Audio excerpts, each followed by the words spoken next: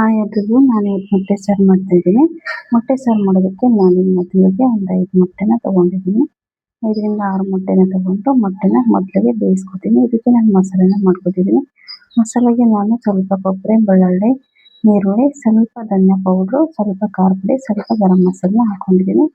ಇದಕ್ಕೆ 2 ಟೊಮೊಟೊನ ಆ್ಯಡ್ ಮಾಡ್ತಿದ್ದೀನಿ. 2 ಟೊಮೊಟೊ, ಸ್ವಲ್ಪ ಶುಂಠಿ, ಆಮೇಲೆ ಸ್ವಲ್ಪ ಕೊತ್ತಂಬರಿ ಇದ್ರೆ ಹಾಕೊಳ್ಳಿ.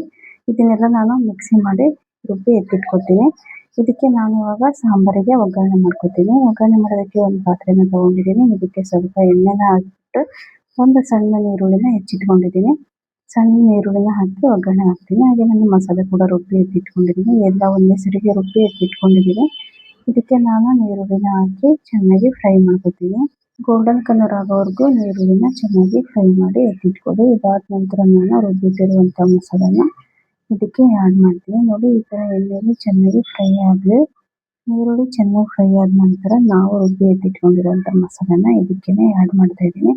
ನೋಡಿ, ಎಣ್ಣೆಯಲ್ಲಿ ಚೆನ್ನಾಗಿ ಫ್ರೈ ಮಾಡ್ಕೊಳ್ಳಿ ಮಸಾಲೆನ, ಆಗ ಚೆನ್ನಾಗಿ ಬರುತ್ತೆ ಟೇಸ್ಟ್ ಕೂಡ. ಹಾಗಾಗಿ ಎಣ್ಣೆಯಲ್ಲಿ ಮಸಾಲೆನ ಚೆನ್ನಾಗಿ ಫ್ರೈ ಮಾಡಿದ ನಂತರ ನಿಮಗೆ ಎಷ್ಟು ನೀರು ಬೇಕಲ್ಲ ಅಷ್ಟು ನೀರನ್ನು ಆ್ಯಡ್ ಮಾಡ್ಕೊಂಡು ಚೆನ್ನಾಗಿ ಕುದಿಸ್ಕೊಳ್ಳಿ.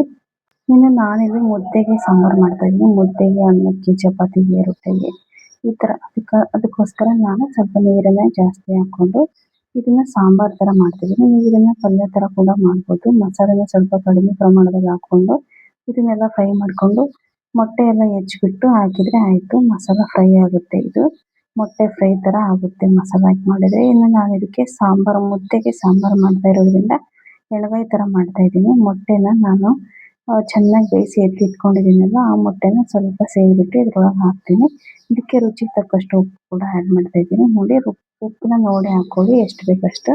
ಈ ಸಮಯದಲ್ಲಿ ನೀವು ಇದನ್ನ ಉಪ್ಪು, ಖಾರ ಅಥವಾ ನಿಮ್ಗೆ ಏನಾದರೂ ಮಸಾಲೆ ಬೇಕು ಅಂದರೆ ನೀವು ಆ್ಯಡ್ ಮಾಡ್ಕೋಬೋದು. ಗರಂ ಮಸಾಲ ಅಥವಾ ಏನಾದರೂ ಉಪ್ಪು ಕಡಿಮೆ ಆಗಿದ್ದರೆ, ಖಾರ ಕಡಿಮೆ ಆಗಿದ್ದರೆ ಅದನ್ನು ಕೂಡ ನೀವು ಆ್ಯಡ್ ಮಾಡ್ಬೋದು.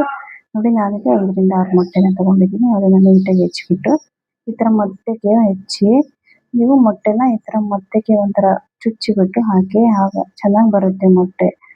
ಮಸಾಲೆ ಕೂಡ ಅದ್ರೊಳಗೆ ಹೋಗುತ್ತೆ. ಹಾಗಾಗಿ ಚೆನ್ನಾಗಾಗುತ್ತೆ ಮೊಟ್ಟೆ, ಟೇಸ್ಟಿಯಾಗಿರುತ್ತೆ. ಈ ಥರ ಮೊಟ್ಟೆನ ಮಾಡಿಬಿಟ್ಟು ಹಾಕೊಳ್ಳಿ, ತುಂಬ ಚೆನ್ನಾಗಿರುತ್ತೆ. ಇದಾದ ನಂತರ ನಾನು ಮೊಟ್ಟೆ ಸಾರನ್ನ ಸ್ವಲ್ಪ ಹೊತ್ತು ಕುದಿಸಿ ಅದಾದಮೇಲೆ ಇಳಿಸ್ಬಿಡ್ತೀನಿ. ಇದಕ್ಕೆ ನಾನು ಮೊಟ್ಟೆ ಕೂಡ ಮಾಡಿದ್ದೀನಿ. ನೋಡಿ, ತುಂಬ ಚೆನ್ನಾಗಿರುತ್ತೆ, ಟೇಸ್ಟಿಯಾಗಿರುತ್ತೆ. ಒಂದ್ಸಲ ನೀವು ನಿಮ್ಮ ಮನೆಯಲ್ಲೇ ಟ್ರೈ ಮಾಡಿ. ಹಾಗೆ ಯಾರೆಲ್ಲ ವಿಡಿಯೋ ನೋಡ್ತಿದ್ದೀರಾ ಅವರಿಗೆಲ್ಲ ಸಬ್ಸ್ಕ್ರೈಬ್ ಮಾಡಿಕೊಂಡು ವಿಡಿಯೋನ ನೋಡಿ. ವಿಡಿಯೋ ನೋಡೋದಕ್ಕೆ ಎಲ್ರಿಗೂ ಧನ್ಯವಾದಗಳು.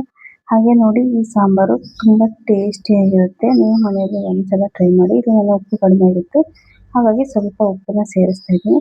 ಈ ಸಮಯದಲ್ಲಿ ನೀವು ಸ್ವಲ್ಪ ಗರಂ ಮಸಾಲ ಕೂಡ ಸೇರಿಸ್ಬೋದು, ಟೇಸ್ಟ್ ಕಡಿಮೆ ಆಗಿದ್ದರೆ. ನಾನಿಲ್ಲಿ ಗರಂ ಮಸಾಲ ಮೊದಲೇ ಹಾಕಿರೋದ್ರಿಂದ ಏನೂ ಹಾಕ್ತಾ ಇಲ್ಲ. ಇದನ್ನು ನಾನು ಮುದ್ದೆಗೆ ಸರ್ವ್ ಮಾಡಿ ಮುದ್ದೆ ಮತ್ತು ಮೊಟ್ಟೆ ಸಾರು ಕೂಡ ಊಟ ಮಾಡ್ತೀವಿ. ತುಂಬ ಚೆನ್ನಾಗಿರುತ್ತೆ, ಟೇಸ್ಟ್ ಅದ್ಭುತವಾಗಿರುತ್ತೆ. ನೋಡಿ, ಈ ಥರ 2 ಕುದಿಸ್ಬಿಟ್ಟು ಆಮೇಲೆ ಇದನ್ನು ಆಫ್ ಮಾಡಿದರೆ ಆಯಿತು. ಹಾಗೆ ವಿಡಿಯೋ ನೋಡಿದ್ದಕ್ಕೆ ಎಲ್ರಿಗೂ ತುಂಬ ಹೃದಯದ ಧನ್ಯವಾದಗಳು. Thank you so much.